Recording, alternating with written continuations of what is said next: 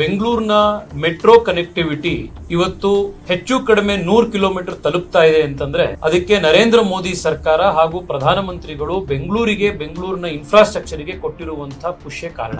2014ನೇ ಇಸ್ವಿಯಲ್ಲಿ ಮೋದಿ ಅವರು ಪ್ರಧಾನಮಂತ್ರಿ ಆಗೋದಕ್ಕಿಂತ ಮುಂಚೆ ಬೆಂಗಳೂರಿನ ಮೆಟ್ರೋ ಕನೆಕ್ಟಿವಿಟಿ ಇದ್ದಿದ್ದು ಸುಮಾರು 7.5 ಕಿಲೋಮೀಟರ್. ಇವತ್ತು ಆಗಸ್ಟ್ 10ನೇ ತಾರೀಕು ಯೆಲ್ಲೋ ಲೈನ್ ಉದ್ಘಾಟನೆ ಆದ್ಮೇಲೆ ಬೆಂಗಳೂರಿನ ಮೆಟ್ರೋ ಕನೆಕ್ಟಿವಿಟಿ ಸುಮಾರು 100 ಕಿಲೋಮೀಟರ್ ಆಗುತ್ತೆ. ದೆಹಲಿ ನಂತರ ದೇಶದ ಅತಿ ಹೆಚ್ಚು ಕನೆಕ್ಟಿವಿಟಿ ಇರುವಂತ ಎಕ್ಸ್ಪ್ಯಾನ್ಷನ್ ಇರುವಂತ ಮೆಟ್ರೋ ಯಾವುದು ಅಂದ್ರೆ ಅದು ನಮ್ಮ ಬೆಂಗಳೂರದಾಗ. ಇವತ್ತು ಪ್ರಧಾನಮಂತ್ರಿಗಳನ್ನ ಯಾರು ಕರೆಸಿದ್ರು ಏನು ಈ ಪ್ರಶ್ನೆಗೆ ಉತ್ತರ ಹೇಳುವಂತ ಅವಶ್ಯಕತೆನೇ ಇಲ್ಲ. ಕಾರಣ ಯಾಕೆ ಅಂದ್ರೆ ಪ್ರಧಾನಮಂತ್ರಿಗಳು ಬೆಂಗಳೂರಿನ ಮೆಟ್ರೋ ಆದಷ್ಟು ಬೇಗ ಉದ್ಘಾಟನೆ ಆಗಬೇಕು.